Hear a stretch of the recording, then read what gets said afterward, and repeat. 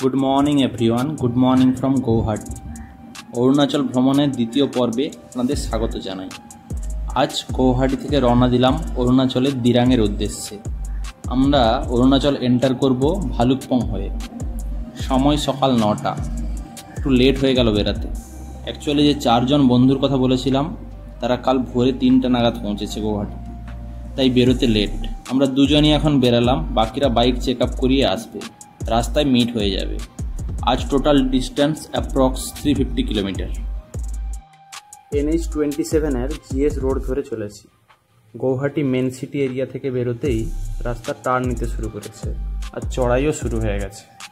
Traffic একটু slow চলছে। এই রোড বরাবর চলে গেছে আসাম মেঘালয় বর্ডার।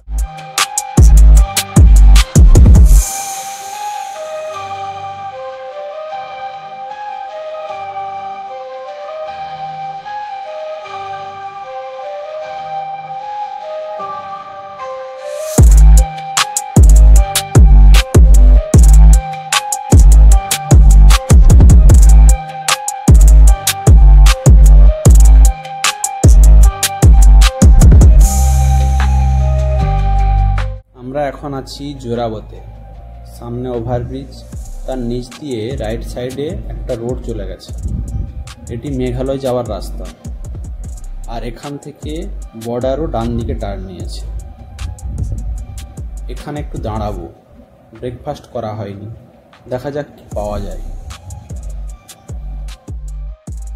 খাওয়া দাওয়া শেষ করে আবার জার্নি স্টার্ট করলাম। আলু পরোটা নিয়েছিলাম, কোয়ালিটি বেশ ভালোই ছিল। রাস্তার কার্ভ এখনও কন্টিনিউ হচ্ছে। রাস্তা খুবই স্মুথ এবং সিনারি। এই জায়গাটা খুব সুন্দর লাগছে।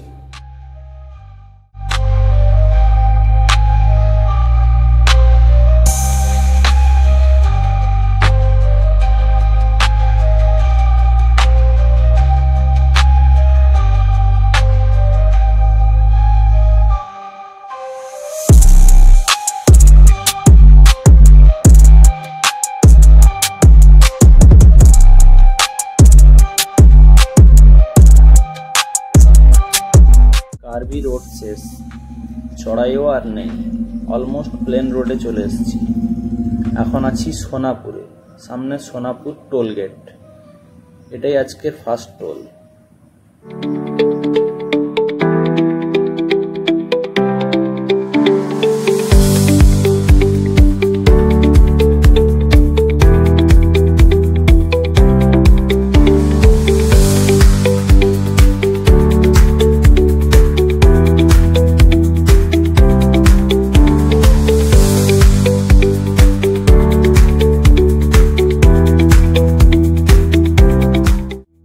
এখন আছি সোনাকুচিতে। ডাইভারশন আছে, ওভারব্রিজের কাজ চলছে এখানে। রাস্তার অবস্থা খুবই খারাপ। গৌহাটিতেও অনেক ডাইভারশন ছিল। মনে হচ্ছে পুরো আসামে রোড ব্রিজ কনস্ট্রাকশনের কাজ চলছে।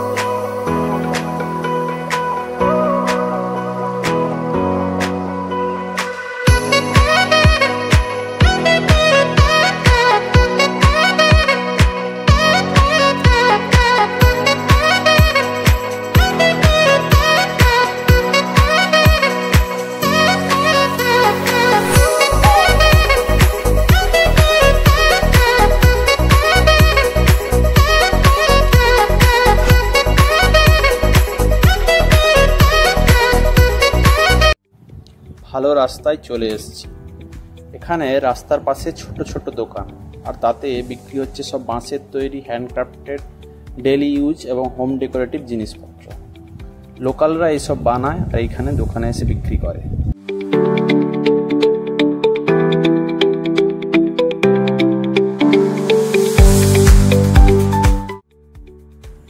NH-27 ছেড়ে আমরা এখন আছি NH-127, যেটা আগে NH-36 ছিল। এই জায়গার নাম উড়িয়া গাঁও। এখানে 5টি রোড একসঙ্গে কানেক্ট হয়ে সার্কেল বানিয়েছে। আমরা সোজা কাজিরাঙ্গা রোড ধরে যাব। এখন সময় দুপুর 12টা। আমরা প্রায় 126 কিলোমিটার এসেছি। তেজপুর এখনও 57 কিলোমিটার বাকি।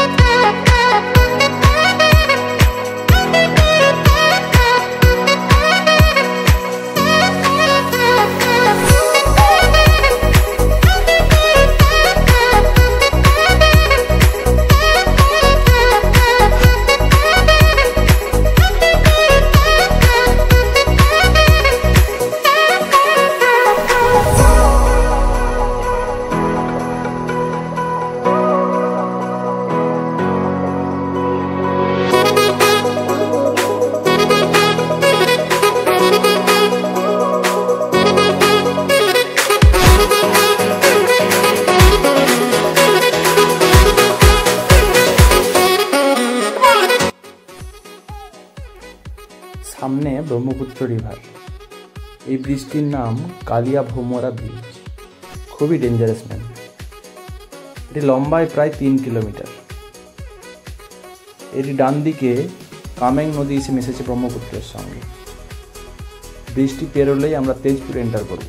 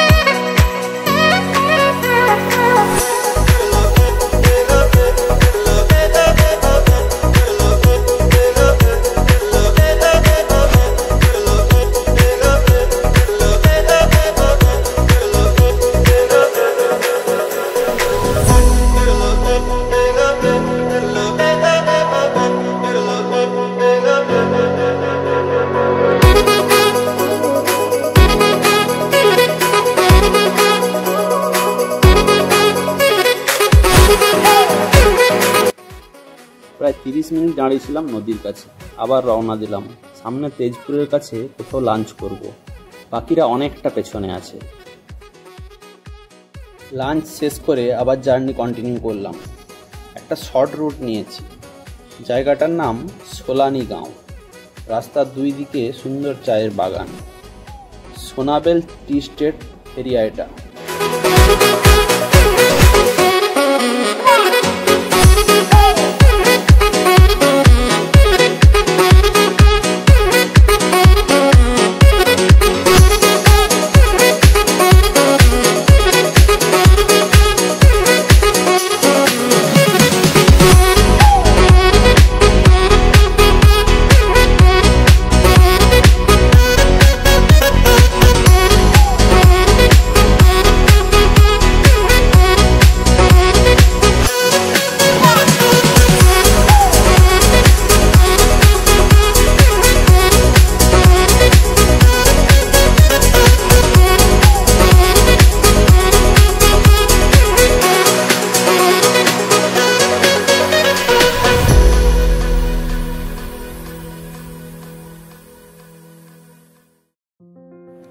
এসে উঠেছি NH-15-এ। এই রোড সোজা চলে গেছে অরুণাচল বর্ডারে। এই জায়গার নাম বালিপাড়া। ভালুকপং আরও 35 কিলোমিটার। বিআরও রোড শুরু হয়ে গেছে। আমাদের গন্তব্য দিরাং এখনও 179 কিলোমিটার। আমরা একটু স্লো যাচ্ছি। আসলে ওদের কাছে অরুণাচল এন্ট্রি পারমিটটা থেকে গেছে। ওদের আসতে প্রায় 1 ঘন্টা লাগবে। দেখি এগিয়ে যাই, ভালুকপংয়ে ওয়েট করব। সময় এখন প্রায় 3:45 মিনিট।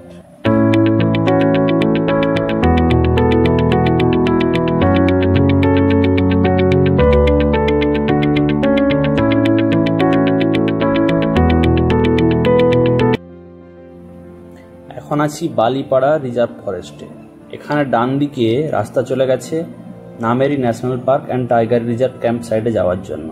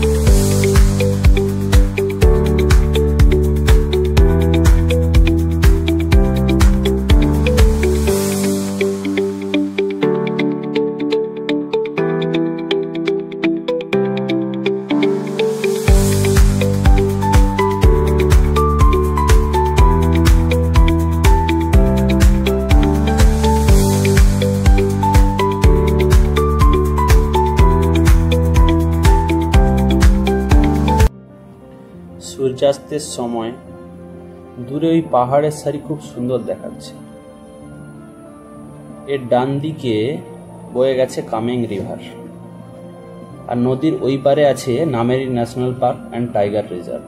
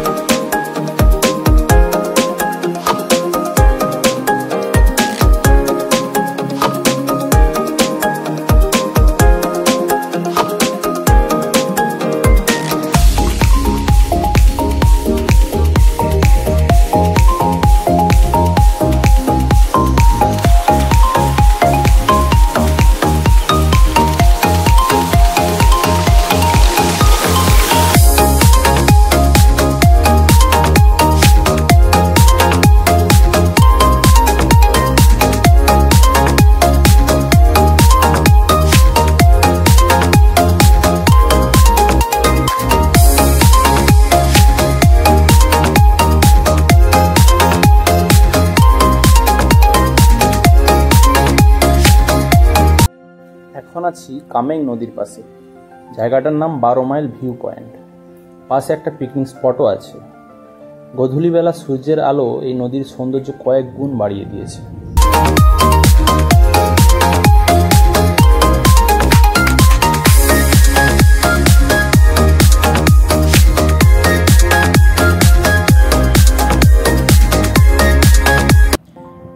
এবার চলেছি ভালুকপং চেকপোস্টের দিকে। এখন আমরা আসাম ছেড়ে অরুণাচলে প্রবেশ করব। সময় প্রায় 5টা। সানসেট হয়ে গেছে, অন্ধকার নেমে এসেছে। বাকিরা এখনও অনেকটা পেছনে, তাদের আসতে আরও 1 ঘন্টা লাগবে। পারমিটের সফট কপি আছে আমার কাছে, দেখি কি ব্যবস্থা করা যায়। এটাই ভালুকপংয়ের মেন মার্কেট, মোটামুটি বড় শহর এটা। ভালুকপং বিখ্যাত ডিফারেন্ট স্পেসিসের অর্কিডের জন্য। পাহাড়ের পাদদেশে খুব সুন্দর শহর এটি। উচ্চতা প্রায় 700 ফিট। এরপরে আমরা হাইট গেইন করতে থাকব। আমাদের গন্তব্য দিরাংয়ের হাইট প্রায় 5000 ফিট। পুরোপুরি পাহাড়ি কার্বি রোড হবে। এটা আসাম সাইডের চেকপোস্ট। আমাদের পারমিট শো করাতে হবে সামনের অরুণাচল সাইডের চেকপোস্টে। দেখা যাক ফটোকপিতে কিছু ব্যবস্থা করা যায় কিনা। ওই সামনে পুলিশ অফিসার দাঁড়িয়ে আছে, এইখানেই দাঁড়াবো আমরা। এইখানেই শো করাতে হবে ডিটেলস।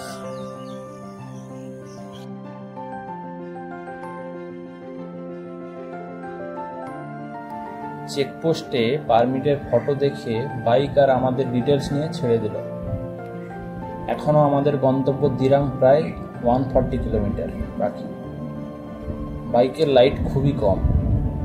অ্যাকচুয়ালি পাহাড়ের চড়াই শুরু হয়েছে, আর লাইটের অ্যাঙ্গেলটা একটু ওপরের দিকে করা আছে, তাই প্রবলেম হচ্ছে।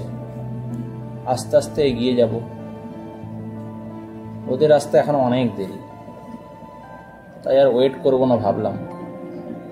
ঠান্ডাও বাড়ছে।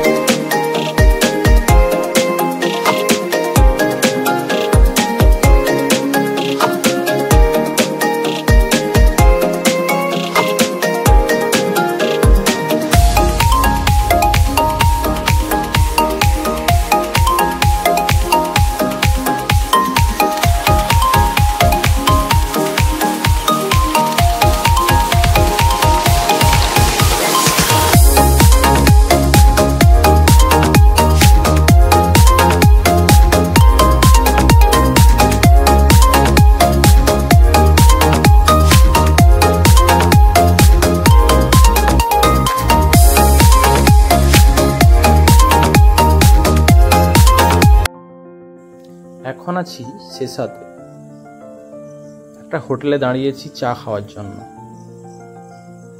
পাহাড়ের খুব সুন্দর সাজানো দোকান এটি।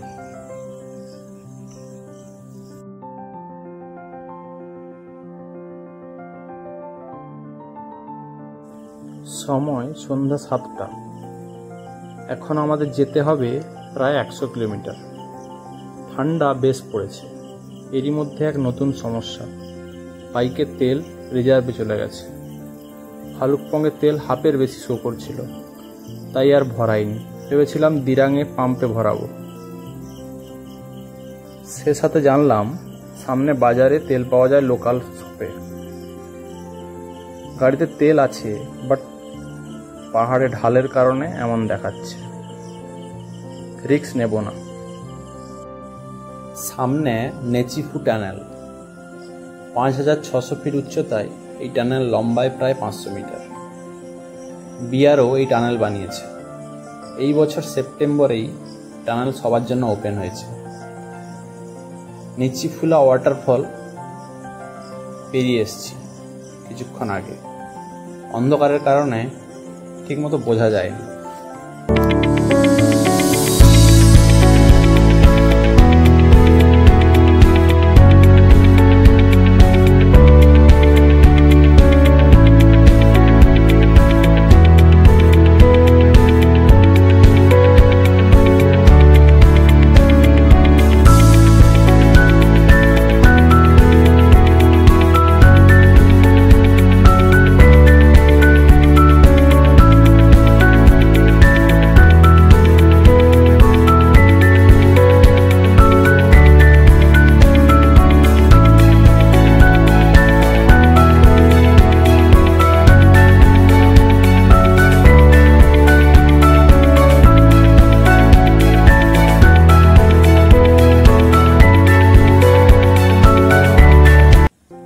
অন্ধকারের জন্য অনেক সুন্দর ভিউ মিস করছিলাম।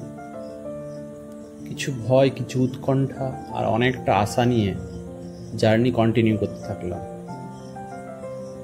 বমডিলা পৌঁছালাম তখন রাত প্রায় 9টা। কোনো জনপ্রাণীর দেখা নেই। পুরো শহর ঘুমিয়ে পড়েছে, মাঝরাত্রি সবার। কিন্তু আমাদের অনেকটা পথ বাকি তখন। দিরাং পৌঁছালাম তখন রাত 11টা। গুগল ম্যাপে হোটেলের অ্যাড্রেস ঠিকমতো শো করছে না। হোটেলের মালিকের সঙ্গে যোগাযোগ করাতে তার পথ নির্দেশ মতো হোটেলে পৌঁছালাম। হোটেলে খাবার আমাদের রেডি ছিল। রাতের খাবার শেষ করতে না করতে বাকিরাও এসে পৌঁছালো। কাল আমরা পাড়ি দেব দিরাং থেকে তাওয়াংয়ের উদ্দেশ্যে। মাঝে আসবে সেলা পাস, প্রায় 13,000 ফিট উচ্চতায়। কাল সবাই একসঙ্গেই ট্রাভেল করব। That's for today. Bye bye everyone, good night.